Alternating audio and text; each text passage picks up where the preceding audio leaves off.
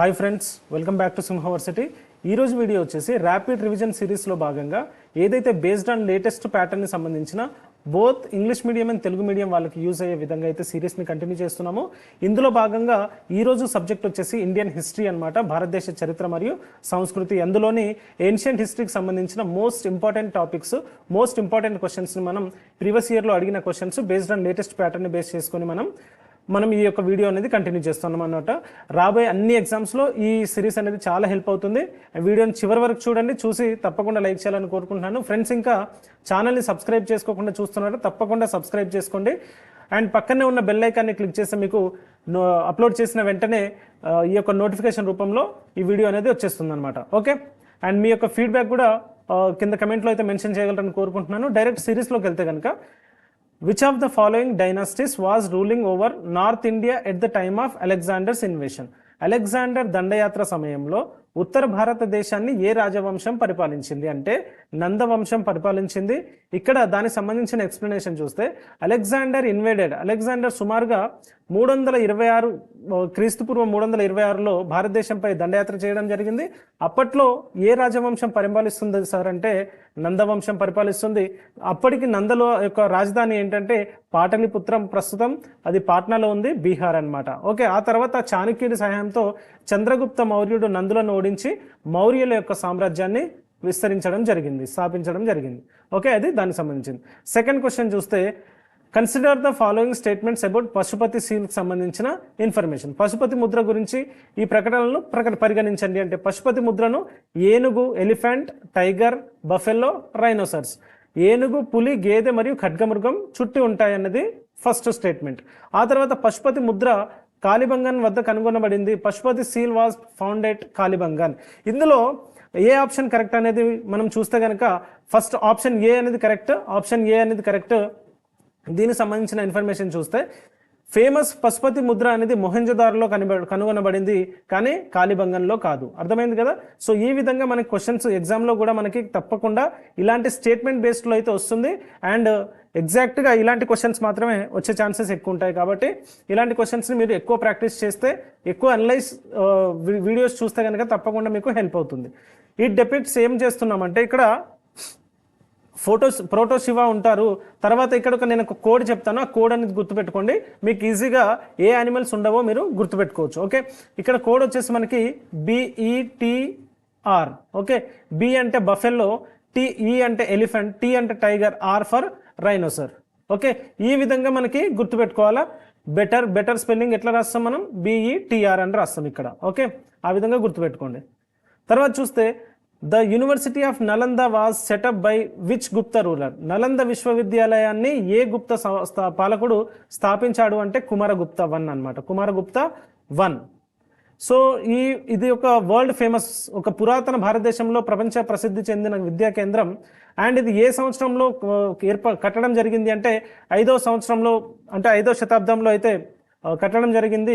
ఈ విశ్వవిద్యాలయానికి ఎవరెవరు వచ్చారు సార్ అంటే, చైనా నుంచి, టిబెట్ నుంచి, కొరియా నుంచి, మధ్య ఆసియా నుంచి అయితే విద్యార్థులు ఇక్కడికి చదవడానికి అయితే వచ్చేవాళ్ళు అనమాట. ఓకే, అది నలంద విశ్వవిద్యాలయం సంబంధించింది.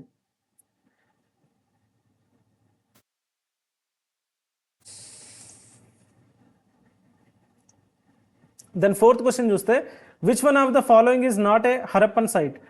క్రింది వాటిలో ఏది హరప్పన్ సైట్ కాదు అంటే, మనకి సుత్కజెండార్ హరప్పన్ సైటే, మాండా అనేది హరప్పన్ సైటే, దైమాబాద్ హరప్పన్ సైట్, ఆదమ్గర్ కాదనమాట. దాని ఎక్స్ప్లెనేషన్ చూస్తే, సుత్కజెండార్, మాండా, దైమాబాద్ అనేది హరప్పా సైట్లో ఉన్నాయి, కానీ ఆడమ్గర్ అనేది ఒక మిసోలిథిక్ సైట్, అదొక హరప్పన్ కల్చర్లో భాగంగా కాదనమాట. తర్వాత చూస్తే fifth question, which of the metal was effectively in use during the Indus valley civilisation? Indus valley సింధులోయ నాగరికతలో భాగంగా ఏ మెటల్ని ఎక్కువగా యూజ్ చేసేవాళ్ళంటే, ఇక్కడ మీకు ఒక కోడ్ అయితే చెప్తాను, CBI. ఐ అనేది లేటర్ అనమాట. ఇక్కడ ఐ అనేది ఉంటుందా లేదా అనేది చూద్దాం ఇక్కడ. ఓకే, ఇక్కడ సిల్వర్, బంగారం, ఇనుము, కాపర్. ఒకటి ఇనుము అనేది ఉండదన్నమాట. ఇనుమును ఒక్కటి ఎలిమినేట్ చేస్తే మనం ఈ విధంగా ఎలిమినేషన్ మెథడ్ కూడా మనం యూజ్ చేస్తామన్నమాట. సెకండ్ మెథడ్ ఏంటంటే, సెకండ్ ఎలిమినేట్ చేస్తే కనుక మనకు ఇది ఎలిమినేట్ అవుతుంది and remaining all are correct అనమాట. ఇక్కడ చూస్తే మనకు కరెక్ట్ ఆప్షన్ వచ్చేసి 1, 3 and 4. ఇండస్ వ్యాలీ సివిలైజేషన్ వాళ్ళు కాపర్ యూజ్ చేశారు, బ్రాంజ్ యూజ్ చేశారు అండ్ సిల్వర్ యూజ్ చేశారు. కానీ మనకి ఐరన్ అనేది ఎప్పుడు వచ్చిందంటే మనకి వేదిక్ కల్చర్లో భాగంగా ఐరన్ అనేది వచ్చింది. అప్పటి నుంచి మనకి ఐరన్ అనేది విస్తృతంగా వెలువడింది అనమాట. ఓకే, నెక్స్ట్ చూస్తే జైన మతానికి సంబంధించి కింది ప్రకటనలను పరిశీలించండి. ఇది సమానత్వాన్ని నొక్కి చెప్పింది మరియు కుల వ్యవస్థను తిరస్కరించింది అంటున్నారు. ఓకే, కుల వ్యవస్థను తిరస్కరించింది కదా, అందుకే ఈ జైన మతం వచ్చింది. కాబట్టి ఆప్షన్ 1 అనేది కరెక్ట్ ఆప్షన్. అనేకాంత సిద్ధాంతం జైన మతానికి సంబంధించింది, కరెక్ట్. ఇది అనేకాంత సిద్ధాంతం అనేది జైన మతానికి సంబంధించింది కాబట్టి సెకండ్ ఆప్షన్ కూడా కరెక్ట్. సో ఆప్షన్ సి అనేది కరెక్ట్ ఆప్షన్. ఇక్కడ జైనిజం రిజెక్టెడ్ రిజిడ్ క్యాస్ట్, ఏదైతే కఠినమైన కుల వ్యవస్థను తిరస్కరించి సమానత్వాన్ని బోధించింది అనమాట. ఆ తర్వాత ఏదైతే అనేకాంతవాద ఏదైతే ఉందో, మెనీ సైడెడ్నెస్ ఆఫ్ ట్రూత్, అంటే నిజానికి అనేక కోణాలు ఉన్నాయనేది ఈ అనేకాంతవాద సిద్ధాంతం యొక్క మూల మూల మూల సిద్ధాంతం అనమాట. ఓకే, కాబట్టి రెండు కరెక్ట్. ఆ తర్వాత చూస్తే గుప్తుల కాలంలో బౌద్ధ మతానికి సంబంధించిన క్రింది ప్రకటనల్లో ఏవి సరైనవి అంటున్నారు. బౌద్ధ మతానికి రాజపోషణ తగ్గిన కొన్ని విహారాలు మరియు స్తూపాలు నిర్మించబడ్డాయి. ఓకే, ఆ తర్వాత చూస్తే బౌద్ధ మత స్వరూపంలో మార్పు చోటు చేసుకొని అనేక బ్రాహ్మణ మత లక్షణాలను స్వీకరించింది. అంటే రెండు కరెక్ట్ అనమాట. Both options are correct. So option C correct అనమాట. ఓకే, సో గుప్తుల కాలంలో బౌద్ధ మతానికి రాజ ప్రోత్సాహం తగ్గింది, కానీ కొన్ని విహారాలు స్తూపాలు అయితే బౌద్ధ మతానికి అయితే తగ్గింది, కానీ విహారాలు స్తూపాలు అయితే నిర్మించబడ్డాయి గుప్తుల కాలంలో. తర్వాత చూస్తే ఇది క్రమంగా బ్రాహ్మణ తత్వ లక్షణాలను అయితే స్వీకరించింది, అంటే విగ్రహాధన చేయొచ్చు అన్నట్టుగా ఇది ప్రకటించింది. కాబట్టి ఆప్షన్ 2 కూడా కరెక్ట్. తర్వాత చూస్తే number of lines in Ashoka చక్ర, అశోక చక్రంలోని రేఖల సంఖ్య ఎన్ని అంటే 24, మనందరికి తెలిసిందే. ఓకే, ఆ తర్వాత ఇదేం సూచిస్తుందంటే సత్యం, ధర్మం, న్యాయం అంటాం అనమాట. ఓకే, ట్రూత్, రైటెడ్నెస్, ఆ తర్వాత జస్టిస్ అనమాట. ఈ 24 గుణాలను సూచిస్తాయి. ఇదే మనకి భారత యొక్క నేషనల్ ఇండియన్ ఫ్లాగ్లో అమర్చబడి ఉంది మధ్యలో. తర్వాత చూస్తే 9th question, the following is the important port city of Indus valley period. Indus valley కాలంలోని ముఖ్యమైన ఓడరేవు నగరం కిందిది ఏదంటే మనకి లోతాల్ అనమాట. లోతాల్ అనేది correct option. Lothal located in present day Gujarat అనమాట. గుజరాత్లో లోతాల్ ఉంది. ఇది సింధులోయ నాగరికతలో భాగంగా ప్రధాన ఓడరేవు, చాలా ఇంపార్టెంట్ పాయింట్. ఇక్కడ డాక్యార్డ్లు అనేది ఉండడం జరిగింది. అండ్ ఇవి సముద్ర వాణిజ్యానికి అయితే ఎక్కువగా సహాయపడ్డాయి అనమాట. అంటే ఎక్కువగా మనకి ఈ గుజరాత్ ఏరియాలో మనకి ఈ డాక్యార్డ్లు ఉన్నాయి కాబట్టి, సో డాక్యార్డ్లు అంటే దాని నుంచి మనకి ఎక్కువ వాణిజ్య రవాణాలు, ఎక్కువగా మనకి సీ రూట్ వాణిజ్యం జరిగేది కాబట్టి అక్కడ మనకి ఎక్కువగా ఆ తవ్వకాల్లో మనకి మనులు, ఆభరణాలు, తూకాలు అయితే బయటపడడం జరిగింది. తర్వాత among the 16 Janapadas the greatest power was exercised by. ఉన్న ఈ 16 జనపదాల్లో అత్యంత శక్తివంతమైనది ఏదంటే మనందరికీ తెలుసు మగధ అనమాట. సో మగధ స్ట్రాంగెస్ట్ అమాంగ్ 16 మహాజనపదాల్లో 16 మహాజనపదాల్లో ఇది అత్యంత శక్తివంతమైనది. దాని తర్వాత మౌర్యులు, గుప్తుల సామ్రాజ్యాలు అనేది ఎక్కువగా కేంద్రంగా మారింది. ఆ తర్వాత గంగానది తీరంలో ఉన్నందున ఆర్థిక మరియు గంగానది తీరం అంటే మనకి ఇండియా మ్యాప్ ఈ విధంగా ఉంటుంది కాబట్టి ఈ ఏరియాలో మనకి మగధ అనేది ఎక్కువగా ప్రాచుర్యం పొందింది. సో అక్కడ రీజన్ ఏంటంటే గంగానది ప్రవహించడం వల్ల మనకి చుట్టుపక్కల ఈ యొక్క మైదానాలు కూడా, ఓకే, గంగా బ్రహ్మపుత్ర మైదానాలు కూడా అక్కడ ఏర్పడడం వల్ల సో మనకి ఎక్కువగా నేల అనేది ఎక్కువగా ఫర్టైల్ అయితే ఉండడం జరిగింది. తర్వాత చూస్తే which of the following city was not the capital of the Guptas. గుప్తుల యొక్క రాజధాని ఏది కాదు కింది వాటిలో అంటే మనకి ప్రయాగ కరెక్ట్ ఆప్షన్. ఆ తర్వాత అయోధ్య అనేది కూడా కరెక్ట్, ఉజ్జయిని కూడా కరెక్ట్, వారణాసి అనేది లేదనమాట, వారణాసి అనేది కాదు. సో కింది వాటిలో ఏది కాదు అంటున్నాడు కాబట్టి కాదు అనే క్వశ్చన్ కూడా మనం ఎక్కువగా చూస్తుంటాం. ఈ నాట్ అనేది మనం స్పీడ్గా చదివేటప్పుడు మనకు కనిపించదు కాబట్టి ఎక్కువగా జాగ్రత్తగా అలాంటివి మనం అండర్లైన్ చేసుకొని ముందుకెళ్ళాలి ఆప్షన్ చేసేటప్పుడు. ఓకే, ఆ తర్వాత చూస్తే Badami caves were constructed during the period of which dynasty. Badami గుహలు ఏవైతే ఉన్నాయో కింది ఏ రాజవంశం కాలంలో నిర్మించబడ్డాయంటే చాళుక్యుల కాలంలో నిర్మించడం జరిగిందనమాట. ఏం చాళుక్యులు? బాదామి గుహలు చాళుక్యుల కాలంలో నిర్మించబడ్డ రాతి దేవాలయాలు కాబట్టి వాటిని బాదామి చాళుక్యులు అని పిలవడం జరిగింది. వీటిలో హిందూ మతం సంబంధించినవి, జైన మతం సంబంధించినవి, బౌద్ధ మతం సంబంధించిన గుహ దేవాలయాలు అయితే ఉన్నాయన్నమాట. ఇవి ఏ సంవత్సరంలో నిర్మించబడ్డాయి సార్ అంటే క్రీస్తు శకం 6వ శతాబ్దం. ఈ శతాబ్దాలు కూడా కొన్నిసార్లు ఎగ్జామ్లో అడగడం జరుగుతుంది కాబట్టి చాలా ఇంపార్టెంట్, మీరు కూడా గుర్తుపెట్టుకోండి. తర్వాత చూస్తే శాస్త్రంపై రచన నృత్య రత్నావళి రచించింది ఎవరు అంటే మనకు తెలుసు కదా, జయప సేనాని. అతను ఎవరు కమాండర్ అంటే కాకతీయ డైనాసిటీ యొక్క కాకతీయుల యొక్క సేనాని అతను. అండ్ నృత్య రత్నావళి రాశాడనమాట తను. ఇది నృత్యం మరియు సంగీతంపై గ్రంథం ఇది. ఇందులో ఏం చేస్తారంటే ఇది it explains classical dance forms and their rules. అంటే క్లాసికల్ డాన్స్ ఫామ్స్ ఏ విధంగా ఉంటాయి అండ్ వాటికి సంబంధించిన రూల్స్ అనేది ఇందులో నియమాలు నిబంధనలు అయితే వివరించబడ్డాయి అన్నమాట.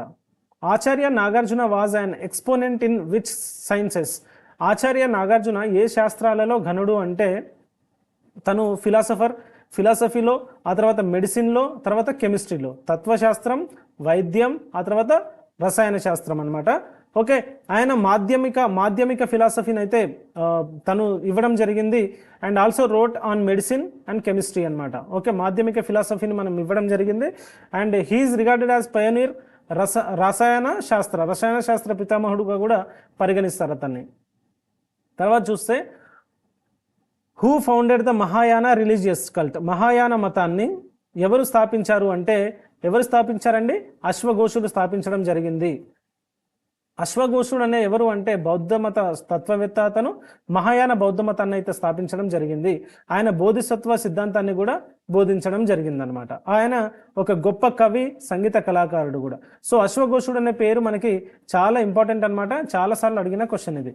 మహాయాన స్కూల్ ఆఫ్ బుద్ధిజం ఏదైతే ఉందో వాటిలో ఈ అశ్వఘోషుడికి సంబంధించిన పాయింట్ అయితే కంపల్సరీ ఉంటుంది.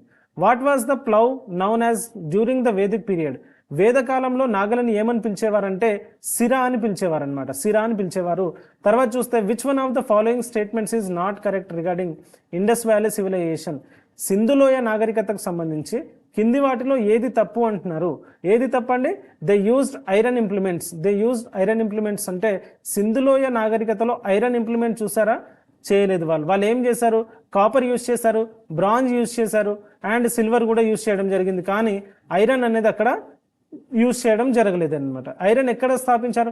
అండ్ ఇక్కడ చూస్తే కనుక ఇక్కడ ఆప్షన్ కూడా తప్పు అనేది అడుగుతున్నాడు కాబట్టి ఫస్ట్ అండర్లైన్ చేసుకోవాలి మనం. కరెక్ట్ ఆప్షన్ ఏంటంటే దే యూజ్డ్ బర్న్ట్ బ్రిక్స్. కాల్చిన ఇటుకల్ని యూజ్ చేశారు, కరెక్ట్ ఆప్షన్. ఆ తర్వాత చూస్తే Indus people build big cities. పెద్ద నగరాలను అయితే నిర్మించడం జరిగింది. ఆ తర్వాత దేవర్ నాట్ వార్ లవర్స్. వాళ్ళు యుద్ధ ప్రియులు అయితే కాదనమాట. ఓకే, ఇక్కడ ఆప్షన్ ఏంటి? ఆప్షన్ బి అనేది కరెక్ట్ ఆన్సర్. తర్వాత చూస్తే 23వ తీర్థంకరుడు పార్థివనాథుడు ఏ కింది వ్రతాన్ని సమర్థించలేదు అంటే ఇక్కడ మనకి ఆప్షన్ నాట్ అనేది ఇవ్వడం జరిగింది. కాబట్టి ఇలాంటి క్వశ్చన్స్లో మనం ఎక్కువగా మిస్టేక్ చేయడానికి అయితే ఛాన్స్ ఉంటుంది. కాబట్టి జాగ్రత్తగా చూసుకోవాలా ఏది కరెక్ట్ ఏది చేయకూడదు.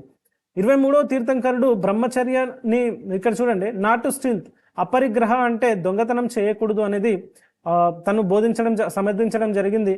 నాట్ టు మ్యారీ అనేది 24వ తీర్థంకరుడు ఇవ్వడం జరిగింది కానీ 23వ తీర్థంకరుడు ఇవ్వలేదన్నమాట. ఆ తర్వాత అహింస చేయకూడదు అంటే ప్రాణహాని చేయకూడదు, 23వ తీర్థంకరుడు దీన్ని సమర్థించడం జరిగింది. సత్యాన్ని చెప్పాలి, నాట్ టు లై అంటే అబద్ధం చెప్పకూడదు అనేది కూడా 23వ తీర్థంకరుడు కూడా పార్థివనాథుడు సమర్థించడం జరిగిందనమాట. కేవలం వివాహం చేసుకోకూడదు అనేది 24వ తీర్థంకరుడు చెప్పడం జరిగింది. మీరు కమెంట్లో మెన్షన్ చేయండి 24వ తీర్థంకరుడు ఎవరు. ఓకే, 24వ తీర్థంకరుడు ఎవరు అండ్ దానికి సంబంధించిన ఇన్ఫర్మేషన్ నేను అప్కమింగ్ పాయింట్స్లో కూడా చెప్పడం జరుగుతుంది. ఓకే, ఆ తర్వాత చూస్తే పార్థివనాథుడు 4 వ్రతాలు బోధించాడు. సత్యం, అహింస, అపరిగ్రహం, ఆస్తేయం. బ్రహ్మచర్య వ్రతం తర్వాత మహావీరుడు జోడించాడనమాట. మహావీరుడు ఎన్నో తీర్థంకరుడు? తను 24వ తీర్థంకరుడు. ఓకే, కాబట్టి పార్థివనాథుడు బ్రహ్మచర్యాన్ని సమర్థించలేదు. ఇక్కడ చూస్తే who among the following was the Greek engineer under Kanishka to produce artistic creations. Kanishka ఆధ్వర్యంలో కళా సృష్టులు రూపొందించిన గ్రీక్ ఇంజనీర్ ఎవరు అంటే మనకి ఎవరు సార్ ఇక్కడ? ఏజే సిలస్ అనమాట. ఏజే సిలస్ ఎవరంటే కనిష్క పాలనలో కళలలో ఇండో గ్రీక్ ప్రభావం కనిపించింది. కనిష్కుల పాలనలో ఇండో గ్రీక్ అనేది కనిష్కుల కాలం నుంచే వచ్చింది. ఆ తర్వాత ఏజే సిలాస్ అనే గ్రీక్ ఇంజనీర్ కనిష్కుల యొక్క సేవలో ఉండడం జరిగిందనమాట. దీని ఫలంగా మనకి గాంధార కళ కూడా మనకి అక్క నుంచే ఉద్భవించడం జరిగిందనమాట. గాంధార కళ అక్క నుంచే డెవలప్ అవ్వడం జరిగింది. సో కనిష్కుల కాలంలో మనకి ఎక్కువగా గుర్తుపెట్టుకోవాల్సింది ఏంటంటే గాంధార కళ, ఇండో గ్రీక్ ఇన్ఫ్లుయెన్స్ అనేది ఎక్కువ ఉండేది. తర్వాత చూస్తే who is the author of the book the culture and civilisation of ancient India in historical outline? ఎవరు సార్ అంటే డిడి కోశాంబి. డిడి కోశాంబి అనేది కరెక్ట్ ఆన్సర్. డిడి కోశాంబి ఈ యొక్క బుక్ని రచించడం జరిగింది. ఇతను ఒక ప్రముఖ చరిత్రకారుడు మరియు ఒక మ్యాథమెటిషియన్, అంటే ఒక గణిత శాస్త్రవేత్త. ఆయన రచనలో భారత చరిత్రకు ఒక Marxist perspective of Indian history అనేది ఉంటుంది. అంటే ఒక కొంచెం ఉద్రేకమైన సంబంధించిన విషయాలు అయితే వెల్లడించడం జరిగింది. తర్వాత చూస్తే which of the following was a corporation of merchants in ancient history? ప్రాచీన భారతదేశంలో వ్యాపారుల సంస్థ ఏది అంటే మనకి అష్టదిగ్గజ అనమాట. వ్యాపారుల సంస్థ ఏది? అష్టదిగ్గజ. మణిగ్రామం ప్రాచీన భారతదేశంలో శక్తివంతమైన వ్యాపారుల సంఘం మణిగ్రామం. ఓకే, ఈ మణిగ్రామం అనేది చాలా ఇంపార్టెంట్. ఈ సంఘాలు ఏం చేసేవంటే వాణిజ్యం మరియు వ్యాపారం నిర్వహించేవి. వ్యాపారులకు రక్షణ, కోఆపరేషన్ ఏదైతే సహకారం ఉంటుందో ఆ కోఆపరేషన్ అనేది అందించడం జరిగేది త్రూ దిస్. తర్వాత చూస్తే the concept of Anuvrata. Anuvrata was advocated by అనుకత ఎవరు అంటే జైనిజంలోనే ఈ యొక్క అనువ్రత అనేది అడ్వకేట్ చేయడం జరిగింది. ఇంకొకటి అనేకాంత కూడా చెప్పడం జరిగింది నేను. అనేకాంతవాదం ఏ మతంకి సంబంధించింది ఒకసారి కమెంట్లో మెన్షన్ చేయండి. ఏ మతానికి సంబంధించింది ఇది? ఓకే, దీనికి సంబంధించింది ఒకసారి కమెంట్లో అయితే తప్పకుండా మెన్షన్ చేయండి. ఆ తర్వాత చూస్తే Anuvrata means small vows followed by lay of followers of Jainism. అంటే జైన మతంలోని గృహస్థులు అనుసరించే చిన్న చిన్న వ్రతాలు అనమాట అనువ్రత అంటాం. ఇందులో సత్యం, అహింస, దొంగతనం చేయకూడదు లాంటి వ్రతాలు ఉంటాయి. జైన మతాన్ని గృహస్థులకు and it introduce Jainism practical for households అనమాట. ఏ విధంగా మనం ఫాలో చేయాలి, ఏ విధంగా వాటిని అనుసరించాలని, ఆచరణలో పెట్టాలనేది కూడా ఈ యొక్క అనువ్రతలో ఎక్స్ప్లెయిన్ చేయడం జరిగింది. తర్వాత 23rd క్వశ్చన్ చూస్తే the term Yavanapriya mentioned in ancient Sanskrit text. Yavanapriya అనేది ప్రాచీన సంస్కృత గ్రంథాల్లో ఒక పదం. దేన్ని సూచిస్తుందంటే ఇది మిరియాలకు సంబంధించింది. మిరియాలను మనం ఏమంటామంటే యవనప్రియ అంటాం అనమాట. మిరియాలు, యవనప్రియ. ఇది గ్రీకులకు చాలా ప్రసిద్ధి ప్రియమైనది. దీన్ని యవనప్రియని ఏమంటామంటే డియర్ టు ద గ్రీక్స్ అని కూడా పిలవడం జరుగుతుంది. ఇది మిరియాలకు అంటే పెప్పర్ అనేది మేజర్గా ఎక్స్పోర్ట్ చేసిన ఐటమ్ అది. ఆ తర్వాత pepper was slightly demanded in Greek and demand. So దానివల్లనే కదా మన దగ్గరికి వచ్చి వీళ్ళు వ్యాపారం ఏ విధంగా ఒక మర్చెంట్ లాగా వచ్చేసి కంప్లీట్ భారతదేశాన్ని ఆక్యుపై చేసి పరిపాలించడం జరిగింది. తర్వాత చూస్తే in the context of ancient Indian history society which one of the following terms does not belong to the category of the other 3 అంటే పురాతన భారతీయ సమాజంలో కింది పదాలలో ఏది మిగతా 3ంటికి చెందదు అంటే ఇక్కడ చూడండి, కులం, వంశం, కోశం, గోత్రం. ఇక్కడ చూస్తే కులం అనేది, వంశం అనేది, గోత్రం అనేది సేమ్ అనమాట. కోశం అనేది కాదు కాబట్టి ఆప్షన్ సి అనేది కరెక్ట్ ఆన్సర్. ఇక్కడ మనకి ఏది కాదు అనేది అంటున్నాడు కాబట్టి మనకి ఇది క్వశ్చన్లోనే మిస్ అయ్యే ఛాన్స్ ఉంది. నేను మళ్ళీ చెప్తున్నాను, ఇలాంటి క్వశ్చన్సే మనం ఎక్కువ మిస్టేక్ చేస్తాం. కరెక్టే కదా? డెఫినెట్గా ఇలాంటి క్వశ్చన్స్ని మనం జాగ్రత్తగా డీల్ చేయాలి. కుల, వంశ, గోత్ర are related to family and lineage. Okay, అది వంశానికి సంబంధించింది. కోశం అంటే ధనభాండాగారం, అంతే కదా? కోశం అంటే ఏంటి? It is a treasury, not related to వంశం. ఓకే, తర్వాత చూస్తే which one of the following sculptures used green schist as the medium? క్రింది శిల్పాలలో ఏది ఆకుపచ్చ స్కిస్ట్తో తయారైంది అంటే బహరూట్ స్కల్ప్చర్స్ అనమాట. బెహరూట్ అంటాం దాన్ని. సో దానికి సంబంధించిన ఇన్ఫర్మేషన్ చూస్తే బెహరూట్ శిల్పాలు ఆకుపచ్చ గ్రీన్ స్కల్ప్చర్, గ్రీన్ స్టిచ్డ్ స్టోన్స్తో ఏర్పాటు చేయడం జరిగింది. ఇది ఏ కాలానికి చెందిందంటే ఇది బెహరూట్ సంబంధించింది, శుంగ వంశానికి సంబంధించింది, శుంగ కాలానికి సంబంధించింది. అండ్ బౌద్ధ శిల్పాలతో అలంకరించిన గోడలు, ద్వారాలు వీటి యొక్క ప్రత్యేకత అనమాట. ఇది ఫ్రెండ్స్ ఈరోజు వీడియో. నచ్చిందా? తప్పకుండా లైక్ చేయండి. అండ్ ఇప్పటికీ సబ్స్క్రైబ్ చేసుకోకుండా చూస్తున్నారా? తప్పకుండా సబ్స్క్రైబ్ చేయండి. అండ్ పార్ట్ 2 కూడా అతి త్వరలో మీకు అప్లోడ్ చేయడం జరుగుతుంది కాబట్టి చాలా జాగ్రత్తగా ఇలాంటి వీడియోస్లో మీరు ప్రాపర్గా అనలిటికల్గా నేర్చుకుంటే కనుక మీకు 100% యూజ్ అవుతుంది. ఈ క్వశ్చన్స్ అన్నీ main UPSC level, group 1 level, TSPSC, RRB అన్ని ఎగ్జామ్స్లో వచ్చిన టాప్ క్వశ్చన్స్ అనమాట. లేటెస్ట్ బేస్డ్ ప్యాటర్న్ క్వశ్చన్స్ ఏవైతే ఉన్నాయో వాటిని మాత్రమే పిక్ చేయడం జరిగింది కాబట్టి మీకు 100% ఇలాంటి క్వశ్చన్సే రాబోతున్నాయి. అండ్ ఇలాంటి వీడియోస్ కోసం మన ఛానల్ని ఫాలో చేస్తూనే ఉండండి. తప్పకుండా నేను మళ్ళీ ఒక మంచి వీడియోతో కలుస్తాను. Until then take care, bye.